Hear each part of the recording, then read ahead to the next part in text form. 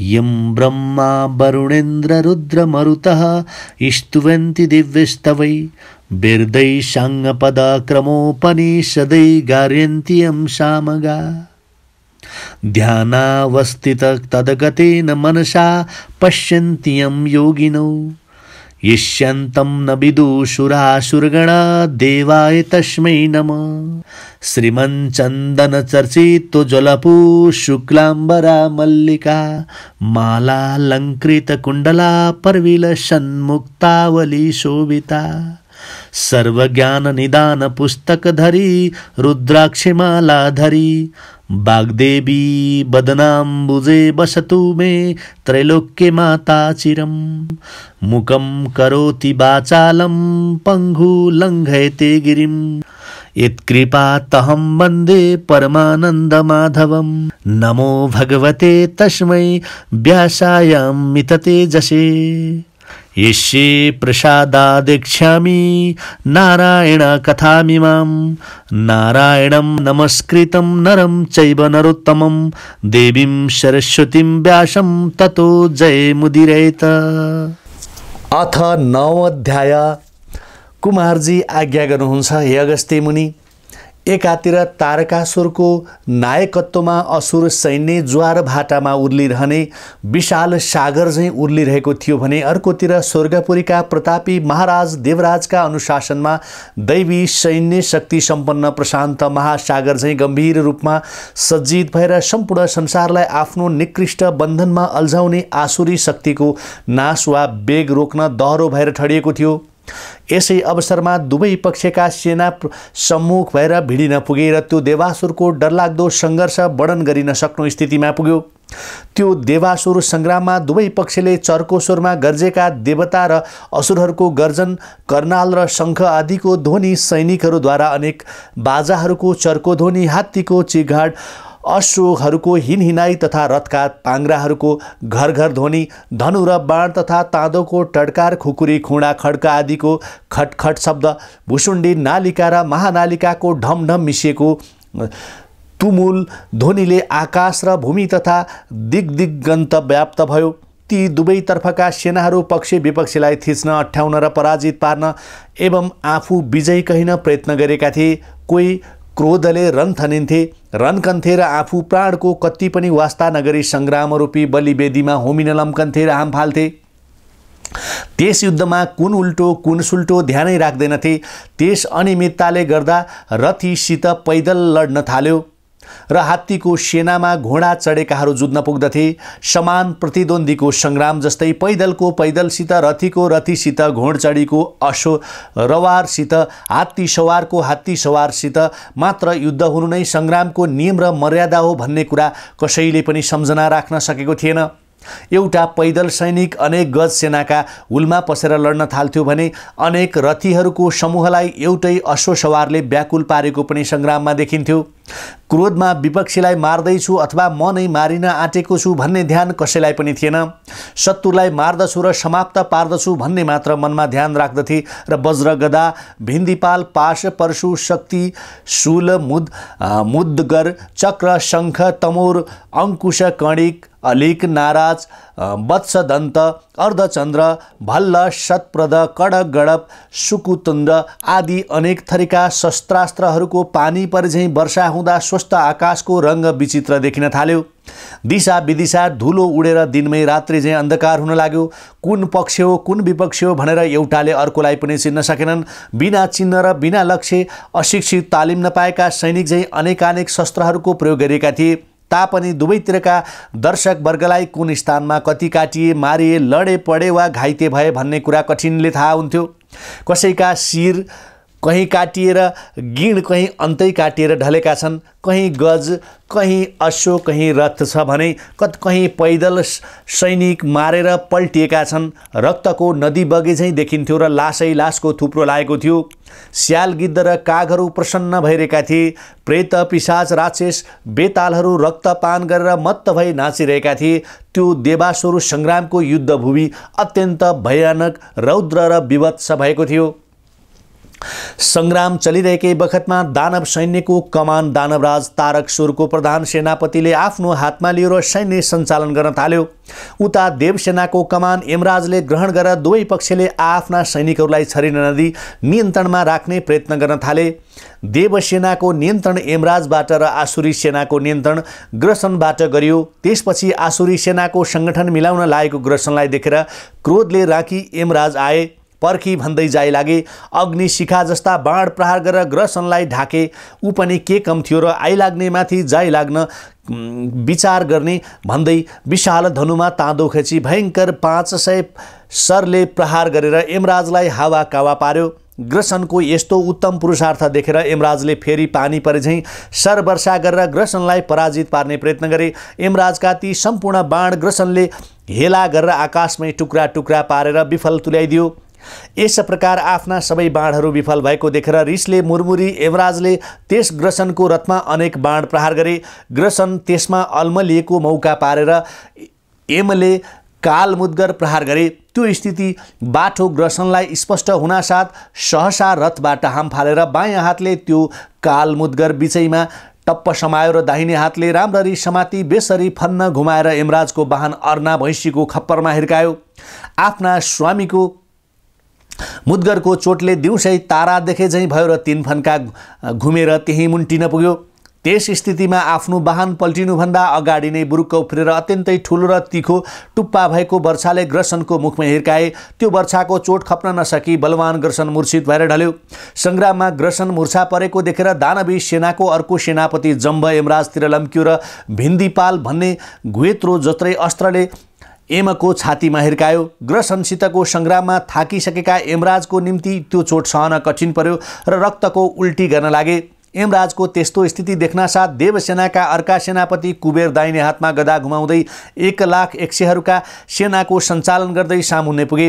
यस प्रकार कुबेर आएका देखेर जम्ब कुबेरसित नरम र मिठो कायदाले बुद्धिपूर्वक वार्तालाप गर्न लाग्यो। त्यही अवसरमा वीर ग्रसनलाई चेत आयो र मणि एवं सुवर्णले सुशोभित शत्रुको मान मर्दन पार्न निकै साह्रो र भारी गर्दा फन्न घुमाएर यमराजमाथि प्रहार गरिदियो।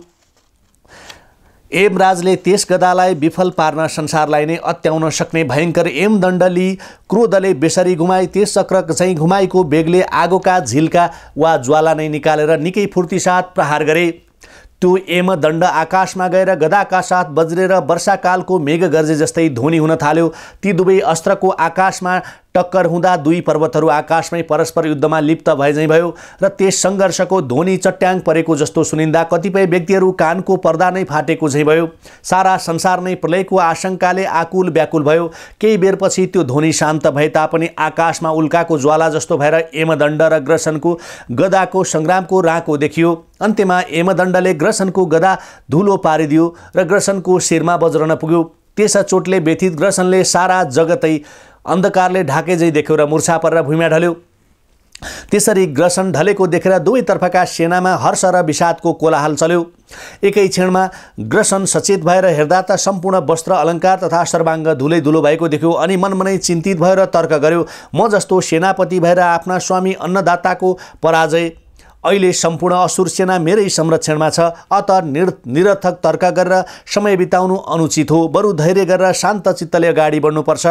पराजय मान्नु वा स्वीकार गर्नु त मूर्खको मूर्खता हो इत्यादि विचार गरेर शरीरको धुलो टकटकायो र कटक कुण्डल कटक मुकुट बाजुबन्द सबै कसेर मनमा भयङ्कर सङ्कल्प गरी पर्वत झैँ बढ्दै कालदण्ड जस्तै मुङ्ग्रो हातमा लिई बेगले घुमाई क्रोधले औँला टोकेर ओठ टोकेर रथमा बसी वायु झैँ बेगले सङ्ग्राम भूमिमा यमराजको नजिकै पुग्यो र हातमा लिएको मुङ्ग्रोले यमराजको खप्पर ताकेर प्रहार गर्यो। तर यमराजले देखिसकेको हुनाले टाउको घुमाएर त्यो प्रहार छले। मुङ्ग्रोको प्रहार छल्न यमराज अलि पछि सरेको मौका पाएर अनेकौँ यमराजका सेनालाई ग्रसनले ध्वस्त पारिदियो। आफ्ना किङ्करहरूलाई ग्रसनले त्यही समार गरेको देखेर यमराज निकै क्षुब्ध भई अनेक थरीका शस्त्र अस्त्रको वर्षा गर्न थाले। यमराजबाट साहस र सहायता पाएर उर्लिँदै अगाडि बढिरहेको त्यो यम किङ्करको सैन्य समूहलाई दृष्टि फिराएर हेर्दा ग्रसनले स्पष्ट देख्यो। तैपनि आफ्नो मनलाई रोकेर आफ्ना सैन्य सञ्चालन गर्दै रिसले प्रलयकालका काल रुद्र जस्तै भएर तीक्ष्ण शस्त्र अस्त्र वर्षा गर्न थाल्यो। ग्रसनले कसैलाई शूलले हान्दछ भने कसैलाई तिखा बाणले मारिदिन्छ, अनि कतिलाई गदाले समाप्त पार्दछ भने कतिलाई मुद्गरले ठेकान लगाउँछ, कतिलाई पाशको प्रहारले व्याकुल पारिदिन्छ। यता यमराजका सेना पनि आत्तिएर कति ग्रसनका पाखुरामा झुन्डिएका छन्, कति ढुङ्गाले हिर्काइरहेछन्, कतिले रुखै उखेलेर त्यसको टाउकोमा बजार्दैछन्, कतिले दाँतले टोकिरहेछन्, पिठ्यूमा मुड्की बजार्दैछन्। यस प्रकार यमराजका सेनाले जब वीर ग्रसनलाई अत्याएर आजित पारिएका थिए, त्यसै बखत ग्रसन भुइँमा लडी बढी गर्दै शरीरले दलेर अनेकौं यमराजका सेनालाई किचिमुची पारेर तथा थिचेर सखा पार्यो। अनि फेरि उठेर मुड्कीले हिर्काई समार गर्न थाल्यो, तर थर्काईले चुर भए पनि विश्राम गर्ने इच्छा गर्दैनथ्यो। त्यो चाल पाई तथा आफ्ना अनेकौं सैनिक समाप्त हुन लागेको देखेर यमराज आफ्ना अर्ना राङ्गोमा चढेर हातमा यमदण्ड लिई ग्रसनतिर लम्किए। यस प्रकार सामुन्ने आइपुगेका यमराजको छातीमा ग्रसनले आफ्नो बलियो गदा प्रहार गर्यो। त्यस गदाको वास्तै नगरी यमराजले ग्रसनको रथमा जोतिएका बाघहरूलाई यमदण्डले आकुल व्याकुल पारिदिए। जब बाघहरू रथ तान्न नसक्ने भए तब ग्रसन रथ छाडेर तल ओर्ली पैदल सर भुइँमा उभियो र यमराजलाई दुवै हातमा समात्दै तान्दै गिच्याउन पुग्यो। अब यमराज पनि शस्त्र अस्त्र राखेर त्योसित मल्ल युद्ध वा बाहु युद्ध कुस्ताकुस्ती गर्न लागे। त्यसै बखत मौका पाएर ग्रसनले यमराजको कम्मर कसेको पटुका समातेर फनफनी घुमाउन थाल्यो। यमराजले पनि त्यस असुरको घाँटी दुवै हातले थिचेर जुरुक्क उचाली चक्र झैँ फनफनी घुमाउन लागे। यसै गरी युद्ध विद्यामा निपुण ती दुवै योद्धा परस्पर मुड्कीले हानाहान गर्न लागे। त्यो ग्रसनको शरीर धेरै ठुलो थियो। मुट्ठी बटारेर हिर्काउँदा यमराजको हातै दुख्न लाग्यो। शरीर पनि थकित भएर ग्रसनको काँधमा मुख अड्याएर एकै क्षण भए पनि श्वास फेरौँ भन्ने इच्छा गरेका थिए। तर त्यो धूर्त दानव ग्रसनले तिनको इच्छा जानिहाल्यो र त्यही मौकामा घाँटी थिचिहाल्नु पर्दछ भन्ने निश्चय गरेर यमराजलाई पाखुरामा समाती भुइँमा थेचार्यो र लछार पछार पार्यो। जबसम्म यमराजको मुखबाट रगत बगेन तबसम्म आफ्नो छातीमा थिचिराख्यो र मुखबाट बेसरी रगत छाडेपछि अब त यो अवश्य मर्यो होला भनेर छाडिदियो। अनि म विजयी भएँ भनेर उफ्रँदै गर्जन्दै आफ्ना सैनिकहरूको बीचमा पुगेर एउटा पर्वत जस्तै भएर ठिङ्ग उभियो। संग्रामको अर्कोतिर जम्बका शस्त्र अस्त्र प्रहारले कुबेरलाई र तिनका सैनिकहरूलाई हाहाकार पारिरहेको थियो। त्यो देखेर क्रोधित भएका कुबेरले अग्नि समान सहस्त्रौं सरले जम्बलाई र 100 सरले सारथीलाई तथा 10 सरले ध्वजालाई अनि 75 सरले हात खुट्टा एवं 10ले विशाल धनु, 1 सरले सिंहलाई, फेरि 10 सरले वीर जम्बलाई ताकेर प्रहार गर्यो। धनपति कुबेरको यस्तो विचित्र चातुर्य देखेर स्याबास भन्यो अनि मनमा आंशिक धैर्य धारण गरे पनि मनमनै भयभीत भएर अत्यन्त तीक्ष्ण बाणहरूले क्रोधले अग्नि समान भएर धनु कानसम्म तानी शिव सखा कुबेरको छातीमा र सारथीको पनि छातीमा हिर्काएर उनको धनुको ताँदो पनि काटिदियो। त्यसपछि फेरि 10 सरले छातीमा हिर्कायो। जम्बको त्यो प्रहारले कुबेर विचलित पनि भएका पनि हुन्, तर साहस र धैर्य नत्यागी आफ्नो धनुमा सर लगाउँदै छाड्दै गरेर सहस्रौं बाणहरू पनि पानी परेझैँ वर्षा गरेर जम्बलाई चारैतिरबाट सरको पिञ्जरा झैँ पारी ढाकिदिए, अर्थात् अन्धकारमा छोपिदिए। जम्ब पनि दुर्बल थिएन। उसले झटाझट सर वर्षा गरेर कुबेरका सरहरू एक एक सरले विफल तुल्याइदियो। वीर जम्बासुरको त्यस्तो हस्त कौशलको उत्तर दिन कुबेरले सरै सरको वर्षा गरेर उसका सैनिकहरूमाथि आगोको फिलुङ्गो फाले झैँ गरिदिए। कुबेरको यस प्रकारको उत्तरमा जम्बासुरले पनि डरलाग्दो लौह अथवा मुङ्ग्रो लिएर कुबेरका धेरै सैनिक स्वाहा पारिदियो। यसरी शत्रुको चोट खाएर पनि कुबेरका सैनिकहरू आफ्ना रक्षकलाई चारैतिरबाट घेरा हालेर सुरक्षित पारे। यस प्रकार आफ्ना सैनिकलाई आकुल व्याकुल पार्ने त्यो जम्बको चेष्टा बुझेर अत्यन्त क्रोधित भएका कुबेरले जम्बका सेनामाथि हमला गरेर हजारौं सैनिकलाई यमलोक पठाइदिए। यसरी आफ्ना सेनाको संहार भएको देखेर हातमा फर्साली चारैतिरबाट बेगसित फनफनी घुमाई कुबेरको रथ ताकेर यसरी प्रहार गर्यो कि कुबेरको त्यो अत्यन्त बलियो रथ मुसाले पातलो वस्त्रको थान धुजा पारे जस्तै गरी धुलो पिठो पारिदियो। त्यो वीर जम्बासुरको प्रशंसा योग्य पराक्रम देखेर क्रोधले अग्नि झैँ भएका र रथबाट विरती हुन पुगेका कुबेरले पैदल नै आफ्ना अनेक वर्षदेखि रक्षा गरेर राखिएको अनेक ठुला ठुला संग्राममा मात्र प्रयोग गरिने अभिमानी शत्रुको अभिमान धुलो पार्ने संसारका सम्पूर्ण पराक्रमी वीरहरूको निम्ति दुर्धर्ष भएको तथा चन्दन र पुष्पमाला आदिले सुशोभित सुवर्ण अन्यान्य रत्न समूहका झुम्काले सिंगारिएको खारिएर शुद्ध भएको फलामद्वारा निर्मित खुबै गरुङ्गो भित्रपट्टिबाट ठोस भएको त्यो अलौकिक गदा लिएर बेगसित फनफनी घुमाई वीर जम्बासुरको छाती ताकेर प्रहार गरे। त्यो गदालाई रोक्न वा विफल तुल्याउन जम्बासुरले पनि बाण, चक्र, कडप, प्रास, भुषण्डी र पट्टिसहरू पानी परेझैँ छाड्न गयो। तर ती सबैलाई विफल पार्दै बेगले गएर त्यो गधा जम्बासुरको छातीमा बज्रन पुग्यो। पहाडको माथि टाकुरामा बज्र परेर पर्वत झैँ ढलै झैँ नाक मुख आदिबाट रगतका धारा बगाउँदै रथको जुवा अड्याउने स्थानमा ठोकिन पुग्यो। यस प्रकार जम्बासुर लडेको देखेर अब यो मर्यो भन्ठानी कुबेरमाथि कुम्भज नाम गरेको अर्को सेनापति आइलाग्यो। अनि ती दुवै कुबेर र कुम्भजको घमासान डरलाग्दो सङ्ग्राम मचियो। अब त्यस कुम्भजको सर जालमा परि कुबेर ढाकिन लागिसकेका थिए तापनि शीघ्रताका साथ कुबेरले सबै सरहरू विफल पारेर कुम्भजमाथि आफ्नो शक्ति र प्रहार गरे। त्यो शक्तिले वीर कुम्भजको छाती विदीर्ण पार्यो। त्यस चोटले त्यो एक क्षणमा हलचल गर्न पनि नसक्ने जस्तो भयो। तर साहसपूर्वक बिस्तारै उठेर तीखो धार भएको पट्टिस कुबेरलाई ताकेर बीच छातीमा हान्यो। त्यो कठोर प्रहार सहन नसकी कुबेर रथमै मुर्छा परेर ढले। कुबेरको दयनीय अवस्था देखेर निशाचरी सेनालाई अगाडि बढाउँदै हातमा लिएको खड्ग झल्काउँदै राक्षसाधीश निऋति कुम्भजतिर लम्किए। आफ्नो रथबाट भूमिमा ओर्ली रातो म्यानबाट निकालेको खड्ग चारैतिर चक्र झैँ घुमाउँदै शत्रुका सेनाभित्र पसेर धेरै सैन्यको टाउको छटाछ छुट्याउन आरम्भ गरे। त्यसरी असुरहरूका सेना समाप्त हुने स्थितिमा उपस्थित भयो अनि वीर कुम्भज कुबेरलाई छाडेर निऋति देवतिर लम्कियो। त्यही अवसरमा अघि मूर्छित भएको जम्बलाई चेत आएकाले बिस्तारै उठेर चारैतिर हेर्दा युद्धको विपरीत स्थिति देख्यो र कुबेरका सैनिकहरूलाई अत्यायो। यति कुबेरको दिव्य रत्न वाहन र धन सम्पत्ति सबै पोको पार्न लाग्यो। त्यही मौकामा मूर्छाबाट सचेत भएका धनपति कुबेरले आफ्नो पक्षको दुरवस्था भएको देखेर रिसले सही नसक्नुभयो। लामो लामो सास फेर्दै सुस्केर हालेर सुइँ सिटी बजाए अनि क्रोधले राता राता आँखा पारेर गारुड नामको अस्त्र सम्झना गरी दिव्य सरलाई धनुमा सन्धान गरी त्यो अस्त्रलाई असुरहरूका सेनामाथि प्रहार गरिदिए। त्यस अस्त्रबाट सहसा धुवाँको मुस्लो निस्कियो अनि आगोका फिलिङ्गाहरू निस्किन लागे। त्यसपछि आकाशमा अनेक थरीको रूप भयो। अन्त्यमा सम्पूर्ण लोकमै अन्धकार फैलियो। सूर्य ढाकेर कतै पनि केही नदेखिने भयो। एकै क्षणमा फेरि सूर्य देखिएर आकाश स्वच्छ भयो। अनेक देवताहरू कुबेरको प्रभाव देखेर प्रशंसा गर्न लागे। सङ्ग्रामको त्यस्तो स्थिति देखेर कुम्भज निऋति देवलाई छाडेर फेरि कुबेरतिर दगुर्यो। एकतर्फ जम्ब र अर्कोतिर कुम्भज सैन्यसित आइलाग्दा धनपति कुबेर आत्तिर सङ्ग्राम भूमिबाट ज्यान जोगाएर भागे। त्यसरी हडबडाएर भाग्दा कुबेरको शिरको अनेक रत्न जडित बहुमूल्य मुकुट भूमिमा खस्यो। त्यो देख्न साथ कुबेरका सैनिकहरूले मुकुटको रक्षा गरे। यक्षहरूको त्यस्तो प्रचण्ड पुरुषार्थ देखेर दानवी सेनाहरूले ठुला ठुला पर्वत जस्ता तोपहरूबाट गोला प्रहार गरेर यक्षहरूको संहार गर्न लागे। यस प्रकार यक्षगणलाई पराजित पारेर कुबेरको पगरी बटुलेर रथमा राखी सङ्ग्राममा कुबेरलाई पराजित पारेर उनका सारा धन सम्पत्ति गुटमुट्याएर वीर जम्बासुर आफ्ना सेनाहरू भएतर्फ लम्कियो। कुबेर चाहिँ बहुमूल्य मुकुट गुमाएर मुडुलो शिर र छरेका केश राशि फुङ्ग उडेको अनुहार र क्रोधित मुद्रा लिएर देवराज इन्द्रको नजिक पुगे।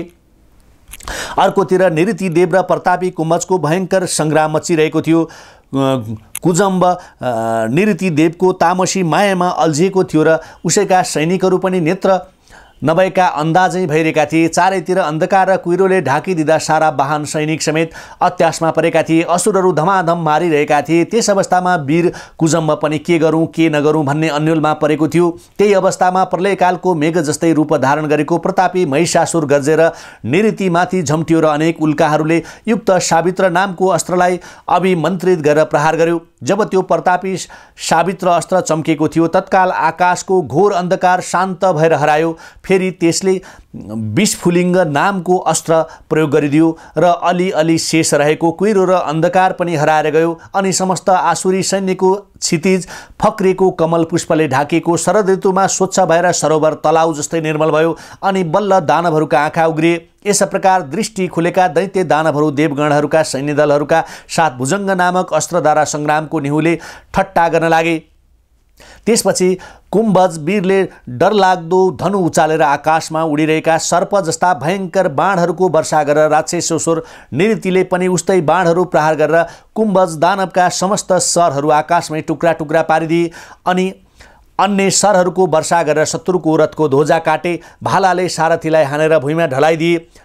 राक्षस राजको त्यस्तो विचित्र चमत्कारपूर्ण पुरुषार्थ देखेर क्रोधले अन्धो झैँ भएको कुम्भज वीरले राता राता नेत्र पारे रथबाट हाम फालेर आकाश जस्तै वर्ण भएको खड्ग र 10 चन्द्रमाले अङ्कित ढाल लिएर राक्षस राजमाथि प्रहार गरे। यस प्रकार आइलागेका कुम्भज दानवलाई देखेर राक्षस राजले उसलाई बलियो मुसलले सकेसम्म ठटाए। त्यस प्रकारको प्रहारको वेदनाले गर्दा तत्काल मर्छ कि जस्तो भएको र मनमनै डराएको ढुनढुनिँदै हल्न चल भएर एक स्थानमा अडियो र केही क्षण विश्राम गर्न पाएर शरीर केही स्वस्थ र शान्त भयो। अनि बेगले उफेर राक्षेश्वरको रथमै पुगी बायाँ हातले तिनको कपाल मुठ्याएर दाहिने हातले खड्क उज्याएर घुँडाले बेसरी थिची बलिको बोको काटे झैँ 2 टुक्रा पार्नै आँटेको थियो। तर त्यसै स्थित अलि परबाट वरुणदेवले देखिरहेका हुनाले नागपास प्रहार गरी कुजम्बका दुवै हात टम्म बाँधिदिए। त्यसपछि त्यसको सेखी झार्न गदाले हिर्काए। गदाको प्रहारले नाकमुखबाट रगतको धारा बगाउँदै त्यहाँबाट अलग भयो। अनि रिसले चुर भएको कुजम्ब आकाशमा बिजुलीको रङ्गीचङ्गी माला लगाएको मेघको रूप लिन पुग्यो। वीर कुजम्बको त्यस्तो स्थिति देखेर पर्वतको ठुलो कन्द्रा जस्तै मुख पारेर वरुणदेव र निऋतिदेवलाई एकै गाँस पार्छु भनेर दगुर्दै महिषासुर आइपुग्यो। महिषासुरको इच्छा बुझेर दुवै वीर भयभीत भई त्यहाँबाट भागे। राक्षेश्वर सरासर इन्द्रको शरणमा पुगे। वरुणदेव चाहिँ महिषासुरले लखेड्दै आएका हुनाले मनमनै व्यग्रता अनुभव गर्दै भाग्दै थिए। त्यसै बीचमा चन्द्रमाले सोम नामको अस्त्र प्रहार गरिदिए। त्यसको प्रभावले महिषासुरसहित समस्त दैत्य दानवहरू शीतले कठाङ्ग्रिन लागे। चन्द्रमाले तत्काल वायव्यास्त्र प्रहार गरे। अब पुषमाको हिमलहरी समेतको डरलाग्दो चक्रवात आँधी चल्न थाल्यो। त्यसले गर्दा सारा दैत्य दानवहरू आत्तिएर आकुल व्याकुल भए। हिँड्न पनि नसक्ने र कुनै हात हतियार समात्न पनि नसक्ने भए। यस किसिमको हिमवातले देव दानवहरू ठाडै जम्न थाले। महिषासुर बर्ता ठण्डीले थरथर काप्न लाग्यो। छातीमा हात राखी तलतिर टाउको नेउराएर कुक्रुक्क बस्यो। चन्द्रमाद्वारा यसरी पराजित भएका दैत्य दानवहरू अब त सङ्ग्रामको चर्चा नै त्यागेर केवल जीवित रहन पाए हुने थियो भन्न लागे। सम्पूर्ण आसुरी सेनाको यस्तो दुर्गति देखेर क्रोधले आगो झैमै सेनापति कालनेमी आएर सबैलाई सम्बोधन गरी करायो। हे दानव दैत्य वीर हो, के स्वाङ गरिएका छौ? यो कस्तो अभिनय हो? तिमीहरू सबै प्रत्येक शस्त्र अस्त्र विद्यामा निपुण र पारङ्गत छौ। तिमीहरू मध्येको एक एक वीर योद्धा यो सम्पूर्ण संसारलाई एकै गाँसमा सर्लक्क निल्न समर्थ छौ। तिमीहरू एक एक प्रतापी वीरका सम्मुख देवताहरूको जतिसुकै प्रतापी र विशाल सेना पनि तीर्ण बराबर छन्। तिमीहरूको एक क्लाससम्म पनि यी देवताहरू पुग्न समर्थ छैनन् भने किन पराजित भइरहेका छौ? यी देवताहरूसित सङ्ग्राममा पराजित भएर कहाँ जान सक्दछौ? सुन, प्रतापी सुरवीर भएका र विशेष गरेर दैत्य दानव वंशमा जन्म लिएका तिमीहरूको यो लाचीपन धेरै नै लज्जाको कुरा हो। त्रैलोकेश संहारक हाम्रा प्रतापी राजा तारकासुर अहिले तिम्रा नेत्रका सामु छैनन्। अत तिमीहरूको यो लाची चाला थाहा पाए भने रिसाएर सबैलाई पालैसित नमारी छाड्ने छैनन्। यति भनिसकेपछि बल्ल वास्तविक स्थितितर्फ ध्यान दिनासाथ थाहा पायो ती सबै दैत्य दानवी सेनाहरू बर्ता चिसो भएर न कान सुन्न सक्दछन् न आँखाले हेर्न नै समर्थ छन्। यी त बोल्नै नसक्ने लाटा बहिरा र अन्धा जस्ता भइसकेका रहेछन्। यिनका दाँत ढुङ्गा चपाए झैँ कर्र कर्र बजिरहेका छन् र कसैको पनि चेतना वा होस ठेगानमा नहुनाले माटोको मूर्ति जस्तो भएका छन्। यिनलाई जाडोले नराम्रोसित थिचेको रहेछ। कालनेमीले तत्काल मनमनै विचार गर्यो, अब मैले यो मौका अनुसार उचित काम गर्नै पर्छ। यति विचार गर्न साथ त्यो कालनेमी दानव वा असुर एक क्षणमै बढ्दै गएर एक क्षणमै सारा दिशा विदिशा ढाकिदियो र आफ्नो देहमा 10,000 सूर्यको उत्पत्ति गरिदियो र समस्त दिशा विदिशामा आफ्नो आसुरी माया फिजाएर प्रचण्ड ताप पनि उत्पन्न गरायो। यति हुनासाथ तिनै लोक अग्निको ज्वाला रूपी तापले र सूर्यको तापले एकै क्षणमा तातो भयो र सबै त्यो अभूतपूर्ण शीतलहरी स्वयं साम्य भएर गयो। कर्मशः शीतको त्यो कष्टदायक समय हट्दै गयो अनि त्यो सङ्ग्राम भूमि वर्षापछिको दिन झैँ सबैतिर झलमल्ल उज्यालो भयो। कालनेमीको कल्पित मायाको प्रभावले सबै दैत्य दानव सैन्यलाई शान्ति प्रदान गर्यो र विचेत भएका सबै असुरहरू चेतना पाएर प्रसन्न भए। त्यो स्थिति देखेर सूर्यनारायण आफ्नो सारथी अरुणलाई भने, हेर अरुण, अहिले कालनेमी जहाँ छ हाम्रो रथ त्यहीँ तत्काल पुर्याऊ। त्यहाँ डरलाग्दो सङ्ग्राम मचिनेछ, त्यसमा अनेक सुरवीरको विनाश सम्भव छ। चन्द्रमाले पराजय स्वीकार गरेका छैनन्, उनका सैनिक उचित स्थानमा छन्। यस्तो सूर्य भगवानको आज्ञा पाउना साथ अरुणले तीव्र गतिले रथ बढाए। सूर्यले विशाल धनु उचालेर त्यसमा नागको आकार भएका 2 बाण सन्धान गरी एउटाले सञ्चारास्त्र र अर्कोले इन्द्रजालको प्रहार गरे। सञ्चारास्त्रले असुरहरूको रूपमा परिवर्तन ल्यायो। समस्त असुरहरू देवगण जस्तै देखिन लागे। कालनेमीलाई यस विषयमा केही पनि ज्ञात छैन। यसैले गर्दा अब ऊ क्रोधले अग्निशर्मा भएको छ र आफ्नो हातको कुशलताले देवता रूप देखिने दानवहरूलाई धमाधम सखा पार्न लाग्यो। त्यसमा कुनै प्रकारको पनि छेकथुन थिएन। दनादन असुर दानव दैत्यगणलाई सङ्ग्राममा मारिन लागे।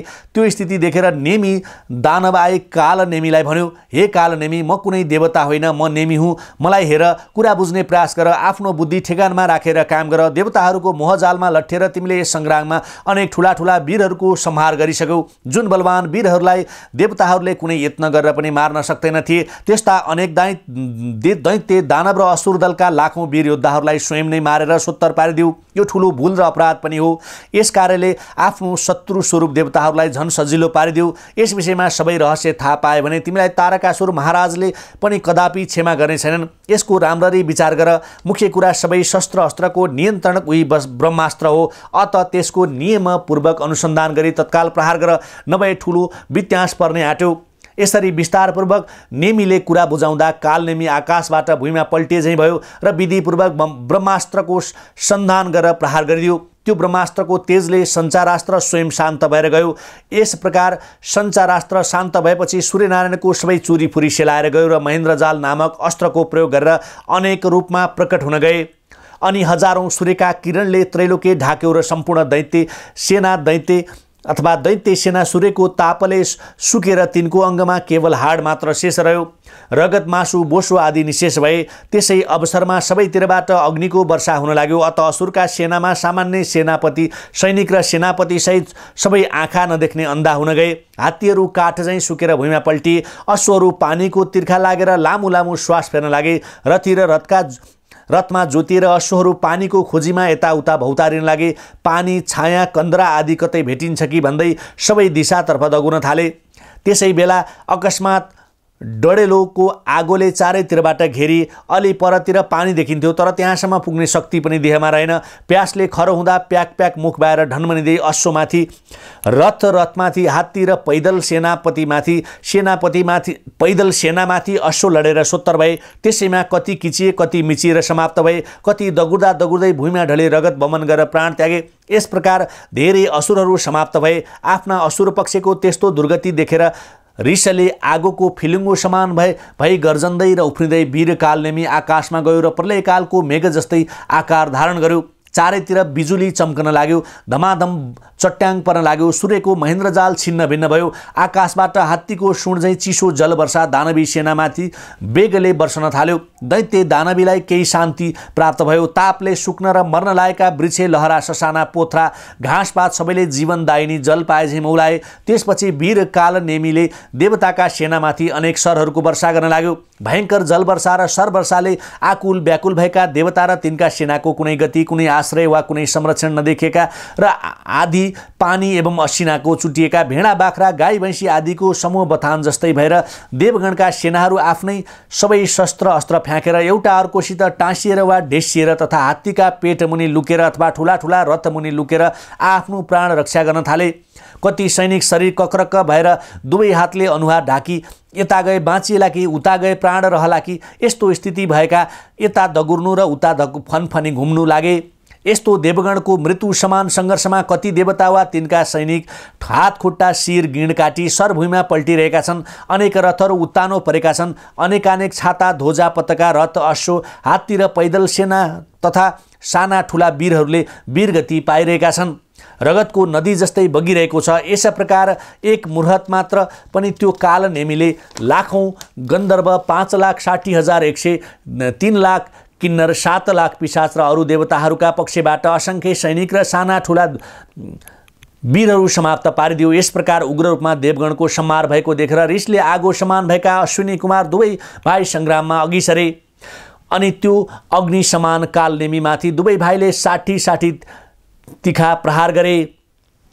सर प्रहार गरिसकेपछि मर्मभेदी उक्त बाणहरू लागेर आत्तिएको कालनेमी अचेत भयो। एकछिनपछि सतर्क भएर धैर्य धारण गरी राम्ररी सान लगाई धारिलो पारेको र 8 कुना परेको विशाल चक्रले अश्विनी कुमारका रथको चुकुल नै भाँचिदियो। अनि विशाल धनु लिएर सर्पाकार संधान गरी सम्पूर्ण आकाश नै ढाकिदिने चालले अश्विनी कुमारका शिरमै हिर्कायो, तर उसका सबै सरहरू विफल गरिदिए। अश्विनी कुमारको यस्तो पराक्रम देखेर छक्क परे पनि मनमा नै खुब रिसाए। प्रत्येक काल दण्ड झैँ डरलाग्दो मुङ्रो उचाले पूर्ण शक्तिले चारैतिर घुमाएर अश्विनी कुमारका रथमा प्रहार गरिदियो। त्यो मद्गर आउन लागेको देखेर दुवै भाइ अश्विनी कुमार रथबाट उफ्रेर तत्काल आकाशमा गए। त्यो मुङ्रोले दुवै भाइको रथ धुलो पिठो पारिदियो र मुङ्रो पृथ्वीमा गाडियो। कालनेमीको त्यस्तो पराक्रम देखेर अश्विनी कुमारले पनि त्यस दैत्यको अभिमान चूर्ण पार्ने किसिमको विशाल वज्रास्त्र अभिमन्त्रित गरी प्रहार गरिदिए। त्यस अस्त्रबाट अनेक वज्र उत्पन्न भएर समस्त दानवी सेनामाथि पानी परे झैँ वज्रकै वर्षा भयो। अनि कालनेमीले देख्दा देख्दै सम्पूर्ण सेनाको रथ, धनु, ध्वजा, चक्र र सुवर्ण निर्मित कवच टुक्रै टुक्रा भएर काटिए। त्यसपछि रिसाएको कालनेमीले आफ्नो नारायणास्त्रद्वारा त्यो वज्रास्त्रको प्रभाव समाप्त गराएर अश्विनी कुमार दुवै भाइलाई जीवित पक्रन्छु भनेर रथबाट हाम फाली दगुर्दै आयो। त्यो देखेर आत्तिएका दुवै भाइ शस्त्र अस्त्र त्यागी भागेर देवराज इन्द्रको रथमा समीप उपस्थित भएका थिए। कालनेमी पनि पछि पछि लखेट्दै आफ्ना सेनाहरूका साथ देवराजको रथका समीप पुग्यो। त्यो घटना देखेर समस्त प्राणीहरू अब के हुने हो भनेर डराए। कालनेमीको पराक्रम र क्रूरता बुझ्ने जतिले अनुमान गरे अब देवराज इन्द्रको पराजय हुने लक्षणहरू स्पष्ट देखिन थाल्यो। यसबाट समस्त संसारको विनाश निश्चय हुन सक्दछ। अनि मुख्य मुख्य पर्वतहरू स्वतः डोलायमान हुन थाले। सहसा आकाशबाट उल्कापात हुन लाग्यो। मौसमे बिनाको दिशा विदिशा मेघहरू चर्को स्वरमा गज्रन थाले। समुद्रहरू अनायास उर्लन थाले। यस किसिमले संसारमा जताततै उपद्रव वा भौतिक विकृति नियमको विपरीत हुन थालिसकेको जानेर आनन्दसित शेष शय्यामा योग निन्द्रामा सुतिरहेका विष्णु भगवान जागा हुनुभयो। लक्ष्मीजीका कोमल बाहुलीले कमल जस्ता पाउ दाबिएका शरतकालको आकाश चाहिँ वर्णका, छातीमा कौस्तुभ मणि धारण गरेका, रत्नका बाजुबन्द कसेका चिन्मय स्वरूपक अन्तर्यामी भगवान श्रीहरि विष्णुलाई ज्ञात भयो। दैवी शक्तिलाई आसुरी शक्तिले थिचिरहेछ। यदि यस्तो स्थिति विद्यमान रह्यो भने सम्पूर्ण संसार विनाशको खाल्डोमा गाडिन पुग्नेछ। अत चुपचाप शान्त बस्ने समय छैन। यस्तो विचार गरेर तत्काल आफू वाहन गरुडलाई डाक्न पठाउनुभयो। भगवानको हुकुम सुन्नासाथ गरुड हाजिर भएपछि अनेक प्रकारका दिव्य शस्त्र अस्त्रहरूद्वारा सुसज्जित पारी गरुडमा चढेर जहाँ देवताहरूको समूह थियो त्यहीँ पुगेर चारैतिर दृष्टि फिराउँदा सारा स्थिति स्पष्ट भयो। भयङ्कर प्रचण्ड रूपका काला काला अभिमानी र आक्रमणकारी दानव दैत्य असुरहरूले देवराज इन्द्रलाई चारैतिरबाट घेरेका थिए। अगाध सम्पत्तिले मदमत्त सौभाग्यहीन घोर र क्रूर स्वभावका दानवले देवराज इन्द्रलाई काँचै चबाउन तत्पर छन्। अब देवताहरूको सुरक्षा र सम्पूर्ण दैवी शक्ति वृद्धि नगरे आसुरी शक्तिको वृद्धि हुँदै जानेछ अनि सम्पूर्ण विश्वको नाश हुनेछ भनेर गम्भीर विचारले दैवी शक्तिको सहायतार्थ आउनुभएका विष्णु भगवानलाई पहिले प्रतप्त किरण भएका उदयचलका टाकुरामा रहेको ज्योतिर्मण्डलको स्वरूप देखे। यो मण्डल के कस्तो प्रभाव वा शक्ति होला भन्ने विचार आएर फेरि हेर्दा प्रलयकालका प्रत्यक्ष अग्नि समान गरुडलाई देखे। त्यसपछि गरुडमाथि बसेका मेघ जस्तो श्याम वर्णका अविनाशी कहिल्यै नाश नहुने विष्णु भगवानलाई देखे। उनलाई देखेर असुरहरू निकै प्रसन्न भएर भन्न थाले, हे वीर, हेर यो विष्णु देवताहरूको संरक्षण र सर्वस्व हो। अत यसलाई पराजित पारेपछि सम्पूर्ण देवताहरूमाथि हाम्रो विजय हुनेछ। हामी असुरहरूको निम्ति यो विष्णु काल स्वरूप हो। केवल यसैको प्रतापी र भरमा देवताहरू हबी खान पाइरहेका छन्। अब हामीले यसलाई सङ्ग्रामबाट जीवित उन्मेर जाने अवसर दिनु हुँदैन।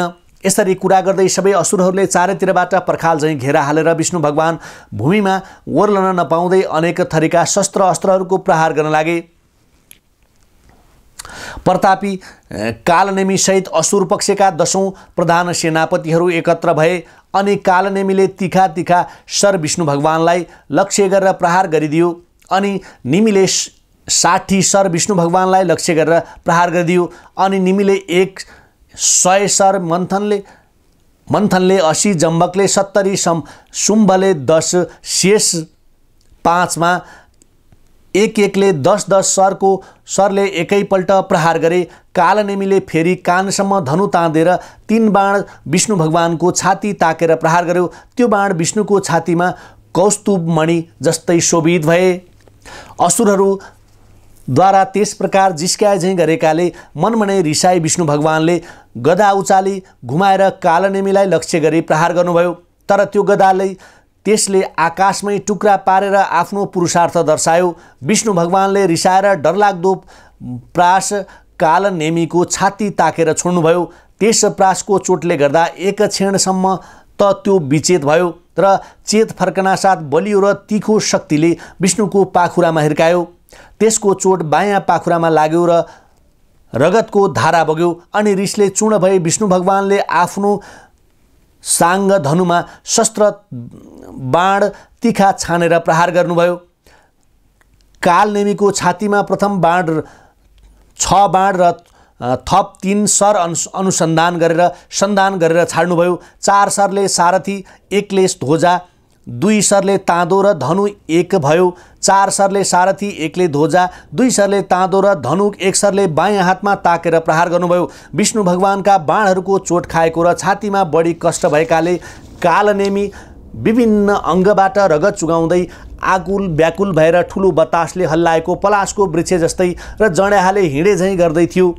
त्यसै बेला विष्णु भगवानले कौमौदको गदा त्यसको खप्परमा बजार्नुभयो। गदाको चोटले त्यसको टाउको फुट्यो, मुकुट कच्याकुचुक भयो र नाक कान र मुखबाट रगतको धारा लाग्यो। अनि त्यो आफ्नो भत्किसकेको रथमा विचेत भएर केवल धुकधुकी मात्र शेष रहेर ढल्यो र त्यहाँबाट पनि तल रथमुनि भुइँमा लड्यो। कालनेमीको त्यस्तो दुर्गति देखेर विष्णु भगवानले मन्द मन्द हाँस्दै भन्नुभयो, हे अदम, अहिलेलाई छाडिदिए जा, निर्भय भएर बाँचेस्, पछि चाँडै नै त मेरै हातबाट प्राण त्याग्नेछस्। यति कुरा सुन्नासाथ सारथीले रथी कालनेमीलाई सङ्ग्राम भूमिबाट निकै पर लिएर गयो। इति श्रीस्कन्द पुराणे केदारखण्डे माघ महात्म्ये कुमार गस्ते संवादे श्री स्वस्थानी व्रत कथायां देवसुर संग्राम वर्णनम नाम नमोऽध्याय।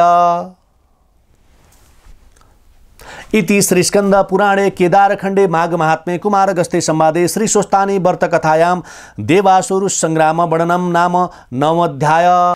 उपनयतु मंगलम ओ शकल जगन मंगलालय श्रीमान दिनकर किरण निबोधित नवनलिन दल निवेक्षण कृष्ण काले वर्षतु पर्जन्ये पृथिवी शस्यशालिनी देशोष्यं क्षुवरहितो ब्राह्मणा सन्तु निर्भया अपुत्राः पुत्रिणः सन्तु पुत्रिणः सन्तु पौत्रिणः निर्धनाः सधनाः सन्तु जीवन्तु शरदां शतम्। तत्रैव गंगा यमुना च तत्र गोदावरी सिन्धु सरस्वती च तीर्थानि सर्वाणि वसन्ति तत्र यत्राच्युतद्वार कथा प्रसंगः या कुन्देन्दु तुषारहार धवला या शुभ्र वस्त्रावृता या वीणा वरदंड मंडितकरा या श्वेत पद्मासना या ब्रह्माच्युत शंकर प्रवृत्ति भीर्देवैः सदा वंदिता सा मां पातु सरस्वती भगवती निशेष जाड्यापहा कायेन वाचा मनसेन्द्रियैर्वा बुद्धयात्मना वा प्रकृति शोभावात् करोमि यद् सकलं परस्मै नारायणायति समर्पये तथा। श्री स्वस्थानी परमेश्वरी की श्री स्वस्थानी परमेश्वरी की जय।